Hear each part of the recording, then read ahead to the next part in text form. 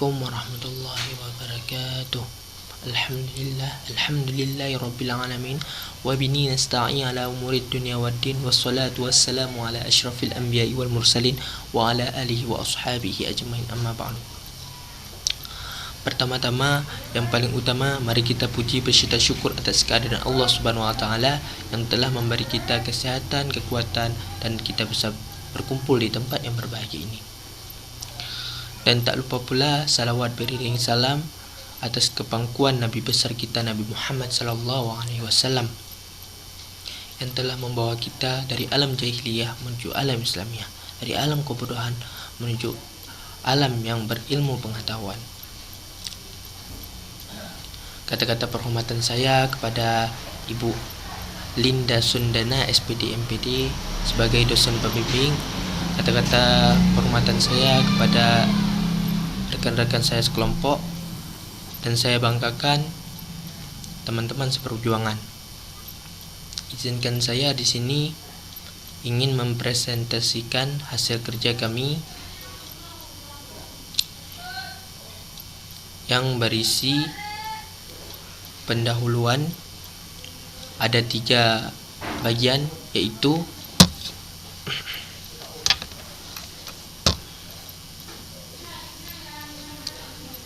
latar belakang masalah,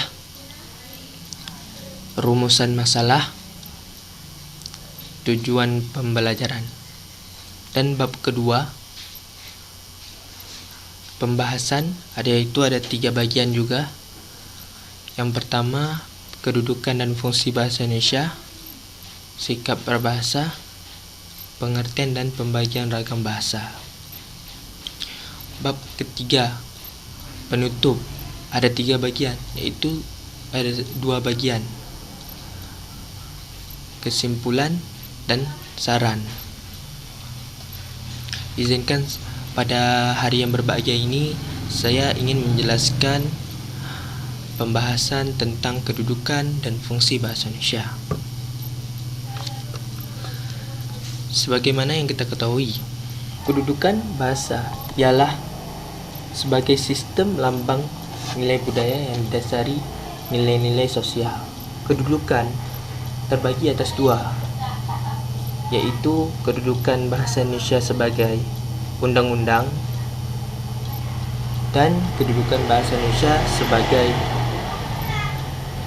Sumpah Pemuda. Kedudukan bahasa Indonesia sebagai undang-undang ialah diartikan sebagai bahasa negara,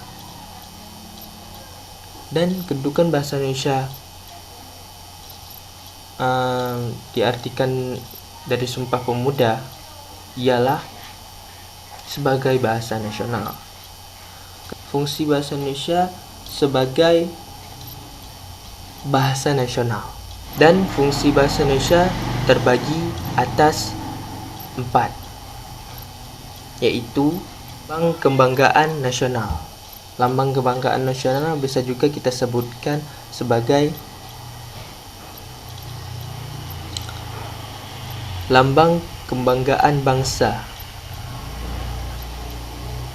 Kita harus patut berbangga kepada bangsa kita ini, karena tidak semua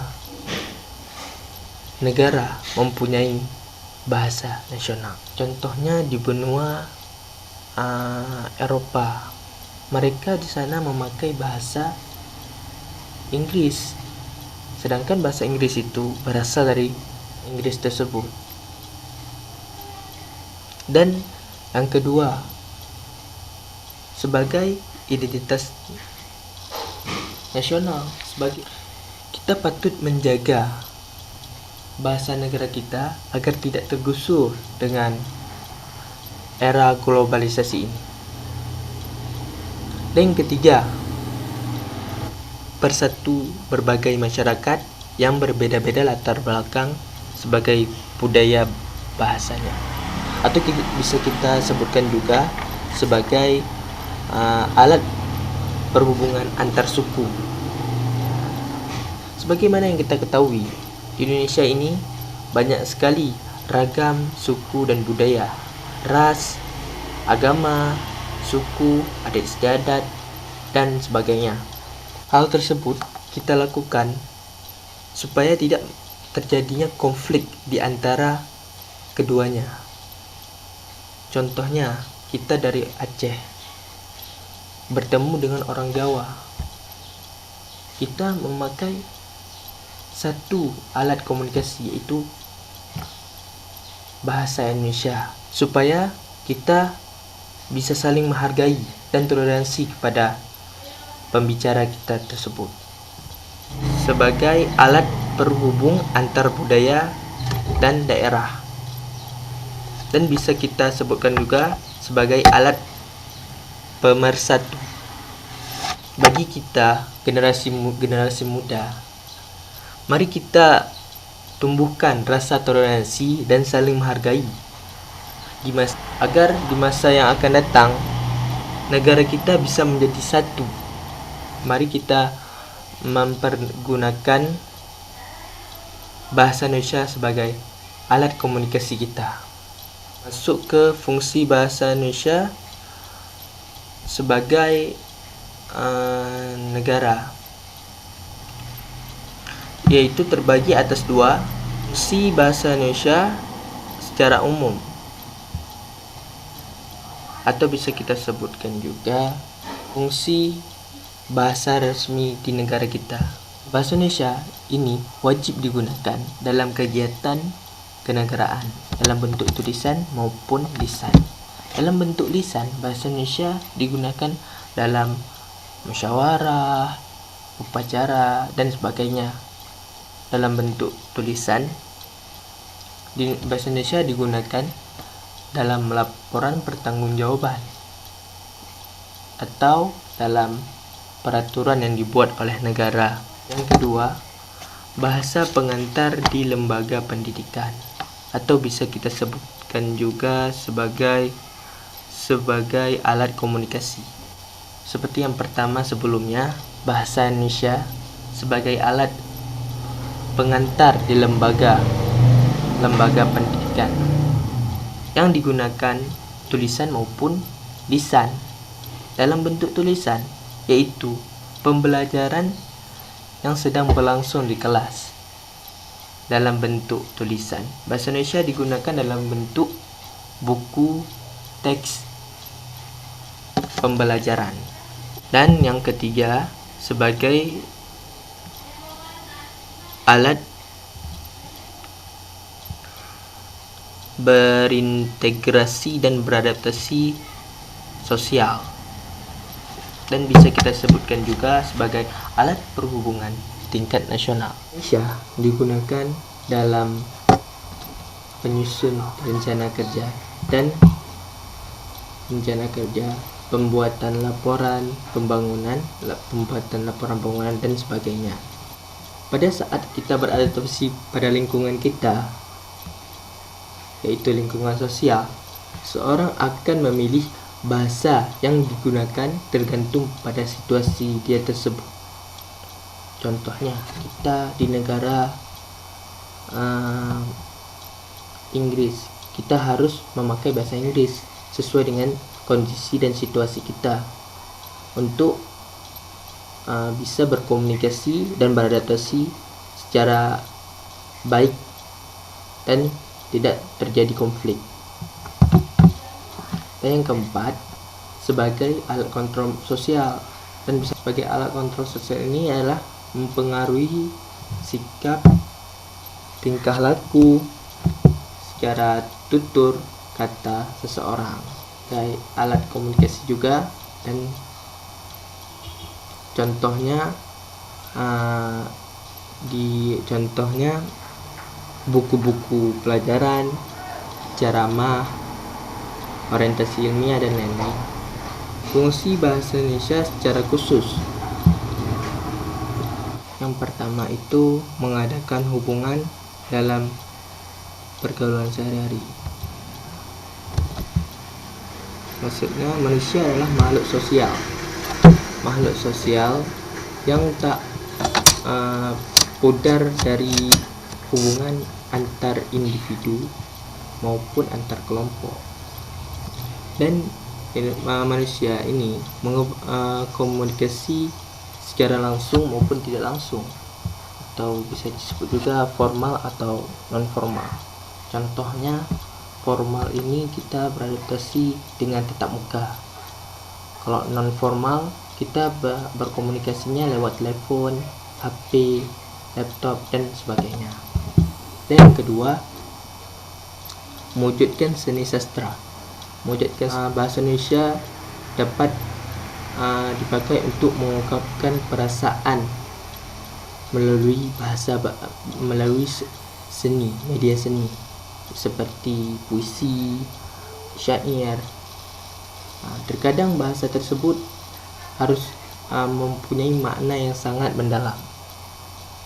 Maka pada itu kita perlu pemahaman mendalam agar bisa mengetahui arti dan maksud yang dibawakan syair puisi itu yang telah disampaikan kepada kita. 3. Mempelajari bahasa kuno. Dengan mempelajari bahasa kuno, kita dapat mengetahui peristiwa-peristiwa yang terjadi masa dahulu untuk menginspirasikan kejadian yang mungkin dapat terjadi kembali di masa yang akan datang.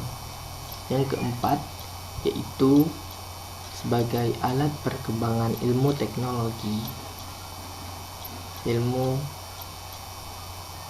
pengetahuan dan teknologi, atau bisa kita sebutkan juga mengeksploitasi iptek.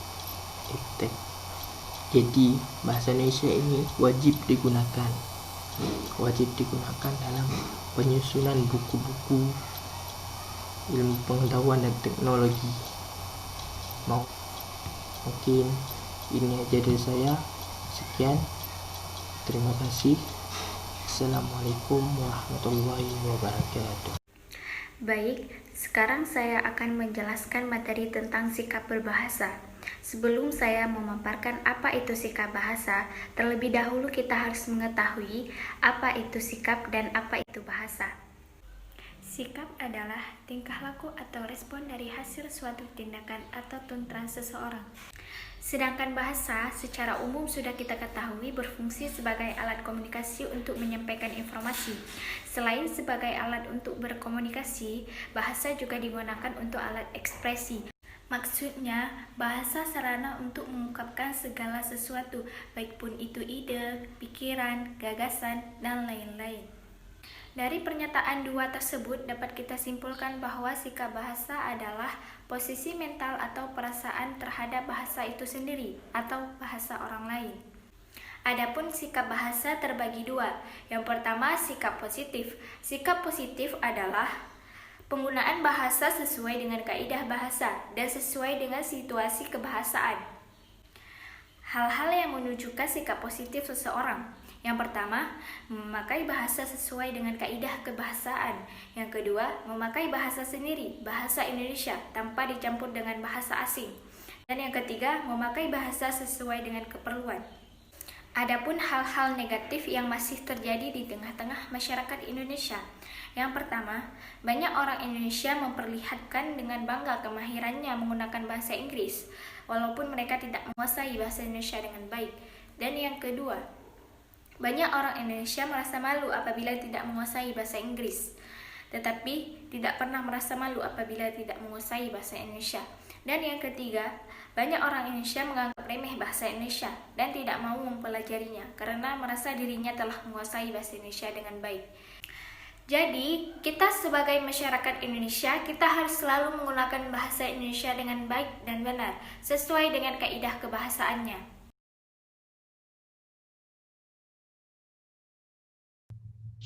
Assalamualaikum warahmatullahi wabarakatuh. Saya Aisyah Syukra, saya dari kelompok 1. Saya akan mempresentasikan pengertian dan pembagian ragam bahasa.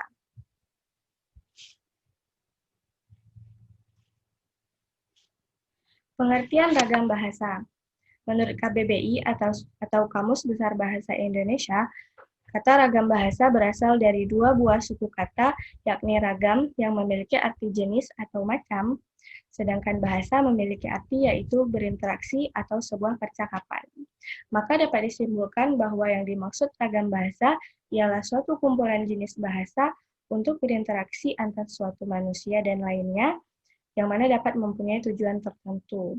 Atau dapat juga dikatakan ragam bahasa itu bentuk bahasa yang bervariasi menurut pemakaian yang berbeda-beda berdasarkan topik pembicaraan, hubungan pembicara, orang yang dibicarakan, dan media pembicaraan. Penggunaan ragam bahasa dengan baik dan benar. Ragam bahasa yang baik ialah ragam bahasa yang digunakan sesuai dengan kondisi daerah setempat. Seperti apabila kita berada pada daerah atau tempat yang formal, maka kita menggunakan bahasa formal. Misal kita ada dalam suatu forum, dalam suatu rapat, maka kita menggunakan bahasa yang formal. Namun dalam segi tuntutannya, kita tetap harus menggunakan bahasa yang baku atau sesuai dengan ejaan yang telah disempurnakan. Sebab salah satu fungsi menggunakan bahasa yang baku adalah dapat memperjelas kalimat, menjadikan kalimat lebih akurat, dan mempersingkat kalimat. Selanjutnya, penggunaan bahasa yang benar ialah suatu penggunaan yang mana sesuai dengan kaidah-kaidah yang telah ada.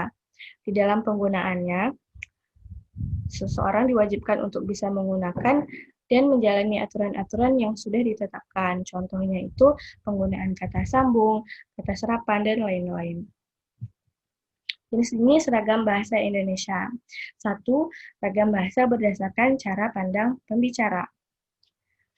Dalam ragam bahasa ini yang mana terdiri atas, yang pertama, bahasa yang pendidikan. Bahasa pendidikan itu bahasa yang dipakai oleh masyarakat yang memiliki pendidikan yang pasti dan mempraktikkan nilai-nilai pendidikan, apalagi mempraktikkan nilai-nilai bahasa Indonesia di dalam berbicara, dibandingkan dengan masyarakat yang tidak terlalu memperhatikan nilai-nilai bahasa Indonesia dalam pembicaraannya. Misalkan masyarakat yang baik dalam berbahasa Indonesia itu sering memakai katanya seperti mengunci, mencuci, TV, dan video. Sedangkan yang tidak terlalu memperhatikan penggunaan bahasa Indonesia yang baik, sering menggunakan seperti ngunci, nyuci, TV, dan video, seperti itu. Lalu ada bahasa daerah. Bahasa daerah ini bahasa yang dipakai pada daerah yang biasa terbawa dengan suatu lingkungan daerahnya sendiri. Misalkan, penggunaan bahasa Indonesia di Pulau Jawa berbeda dengan penggunaan bahasa Indonesia di Pulau Sumatera, karena mungkin dialeknya berbeda dan juga lingkungannya berbeda, cara mengekspresikan kata-katanya juga berbeda. Lalu bahasa formal dan non-formal. Bahasa formal ialah yang sering dipakai pada acara-acara resmi, misalnya seminar, rapat, upacara pelantikan, dan sebagainya. Sementara bahasa yang non-formal itu yang sering kita lakukan dalam kehidupan sehari-hari, contohnya berbicara dengan teman, dengan keluarga, dan lainnya. Lalu ada ragam bahasa berdasarkan media yang digunakan. Yang pertama itu ragam bahasa secara lisan. Ragam bahasa ini ialah yang dikeluarkan secara lisan atau dengan menggunakan media lisan, berbicara. Di dalam ragam bahasa ini, paling sering menggunakan bahasa baku, cara untuk menyampaikan suatu pembicaraannya secara lisan, yakni bisa berbeda sesuai dengan keadaan lingkungannya. Contoh pembicara yang mana dilaksanakan dalam suatu keadaan formal yang jelas berbeda dengan pembicaraan yang telah dilakukan dalam suatu keadaan santai dan tidak formal. Lalu ada ciri-ciri ragam bahasa lisan, yaitu membutuhkan beberapa teman yang berbicara atau tidak sendiri, atau juga berkomunikasi dengan sesama. Yang kedua, bisa menyesuaikan dengan suatu keadaan yang ada pada situasi dan juga pada waktu. Diperlukannya suatu intonasi dalam berbicara dan juga menggunakan bahasa tubuh yang sesuai. Dan yang terakhir, ada gerakan tubuh dan suatu mimik wajah serta intonasi di mana dalam penyampaiannya sangatlah harus bisa membantu. Jadi bagaimana kita mengekspresikan kata-kata kita tuh lewat lisan dalam hal berbicara. Beda halnya dengan ragam bahasa secara tulisan, yaitu yang menggunakan media huruf untuk mengutarakannya atau dalam mengungkapkannya. Pada ragam bahasa ini, memakai suatu ejaan untuk menata sebuah kosakata dan juga bahasanya. Contoh dari ragam bahasa ini yaitu seperti pada surat kabar, koran, karya tulis ilmiah, laporan pekerjaan, dan masih banyak lagi. Adapun ciri-ciri dari ragam bahasa tulisan ini ialah tidak diperlukan dengan ada suatu kehadiran bagi orang lain, karena kita menulis kata-kata bukan mengucapkan kata-kata. Lalu tidak terpengaruh dengan adanya ruang dan waktu. Yang ketiga, kosakata yang dipakai haruslah dipilih dengan teliti dan cermat. Yang keempat, di dalam membentuk sebuah kata dan juga kalimat haruslah sesempurna mungkin. Yang kelima, struktur dalam kalimat yang terbentuk haruslah lengkap. Yang keenam, paragraf yang sudah ada dikembangkan dengan cukup lengkap. Yang ketujuh, biasanya dapat berlangsung dengan sangat lambat, karena bisa jadi kan kalau kita menulis sesuatu tidak langsung terjadi, tapi kita merangkainya dulu sampai waktu yang ditentukan seperti itu. Lalu yang ke-8, yang terakhir, memerlukan suatu alat bantu sebagai suatu medianya.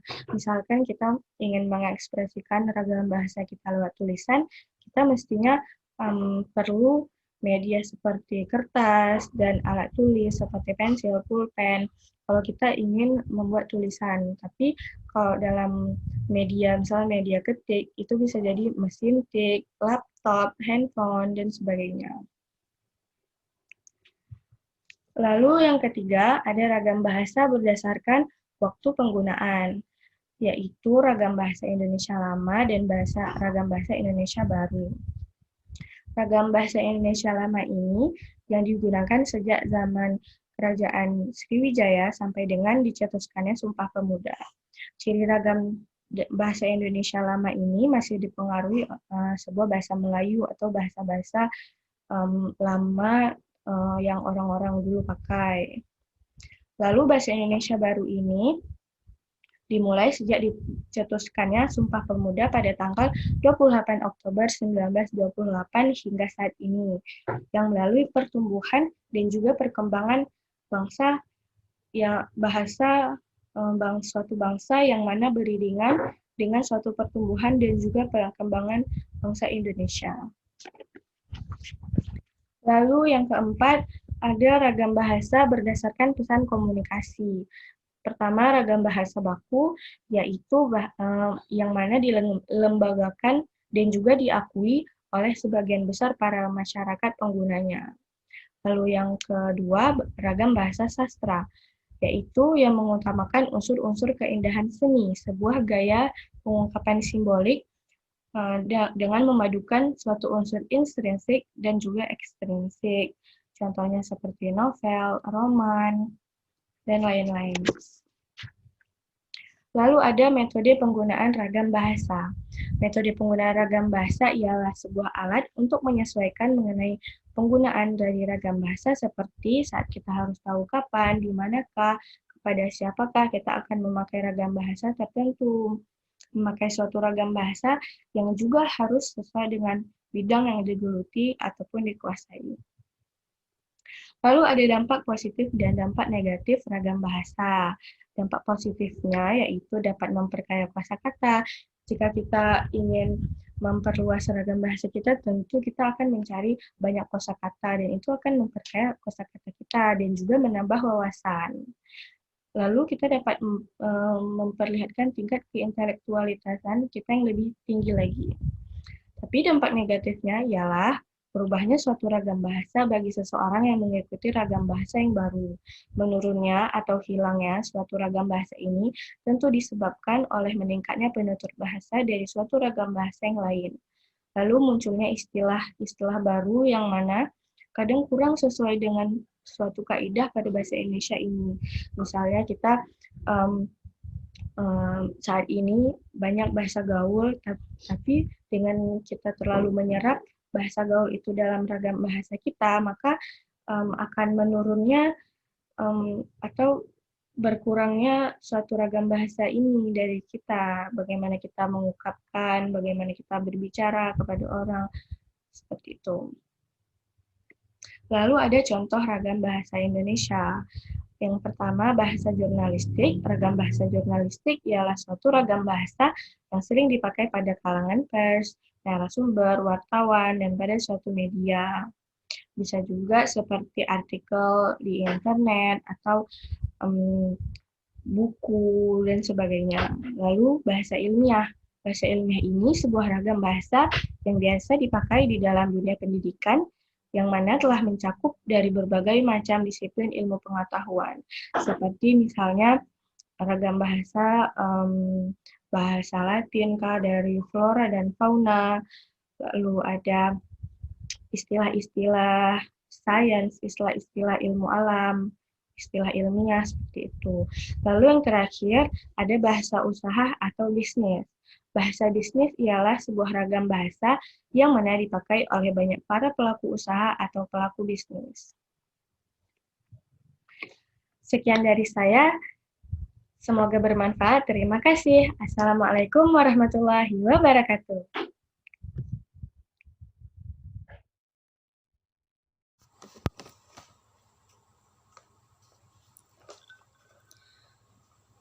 Saya akan menjelaskan sedikit mengenai ragam bahasa berdasarkan waktu pengguna. Ragam bahasa berdasarkan waktu pengguna terdiri dari dua, yaitu ragam bahasa Indonesia Lama dan yang kedua Indonesia Baru ragam bahasa. Ragam bahasa Indonesia Lama sudah digunakan sejak zaman Kerajaan Sriwijaya dan hingga pada saat ini dicetuskannya Sumpah Pemuda. Adapun ciri ragam bahasa Indonesia Lama masih dipengaruhi oleh bahasa Melayu. Dan akhirnya bahasa Melayu disebut sebagai bahasa Indonesia. Ada beberapa alasan mengapa bahasa Melayu disebut sebagai bahasa Indonesia. Yang pertama, bahasa Melayu berfungsi sebagai lingua franca yang berasal dari bahasa Latin. Artinya, bahasa pengantar atau bahasa pergaulan di suatu tempat di mana terdapat penutur bahasa yang berbeda-beda. Dan yang kedua, bahasa Melayu tidak mengenal tingkatan bahasa. Maksudnya ini ialah bahasa Melayu mudah dipelajari dan tidak mengenal kata kasar dan kata halus. Dan yang ketiga adalah keikhlasan suatu daerah lain. Contoh, suku Jawa, suku Sunda, dan suku-suku lainnya secara sukarela menerima bahasa Melayu menjadi bahasa Indonesia dan sebagai bahasa nasional. Dan yang keempat, bahasa Melayu mempunyai kesanggupan untuk dipakai sebagai bahasa kebudayaan dalam arti yang luas. Dan yang kedua adalah Indonesia Baru ragam bahasa. Penggunaan ragam bahasa Indonesia Baru sudah dimulai sejak dicetuskannya Sumpah Pemuda pada tanggal 28 Oktober 1928 sampai saat ini, yang melalui pertumbuhan dan perkembangan bahasa yang mana beriringan dengan pertumbuhan dan perkembangan suatu bangsa Indonesia. Kemudian ragam bahasa berdasarkan pesan komunikasi. Ragam bahasa berdasarkan pesan komunikasi juga terdiri dari dua. Yang pertama itu ialah ragam bahasa baku. Ragam bahasa baku ialah ragam bahasa yang mana dilembagakan dan diakui oleh masyarakat luas. Dan yang kedua adalah ragam bahasa sastra. Ragam bahasa sastra ialah sebuah ragam yang mengutamakan unsur-unsur intrinsik. Dan yang kedua adalah ragam bahasa sastra. Ragam bahasa sastra ialah ragam bahasa yang mengutamakan unsur-unsur keindahan seni. Sebuah gaya pengungkapan simbolik dengan memadukan unsur-unsur intrinsik dan unsur-unsur ekstrinsik. Contohnya novel, roman, dan lain sebagainya. Kemudian, metode penggunaan ragam bahasa. Metode ialah sebuah alat penyesuaian mengenai penggunaan dari ragam bahasa. Seperti saat kita harus tahu kapan, di manakah, dan pada siapakah kita harus menggunakan ragam bahasa tersebut. Memakai suatu ragam bahasa juga harus sesuai dengan bidang yang digeluti atau yang dikuasai.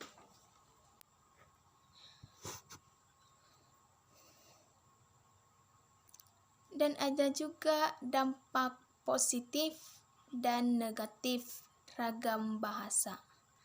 Dampak positif dari pemakaian ragam bahasa ini diantaranya yaitu dapat memperkaya kosakata, menambah wawasan, dan memperlihatkan tingkat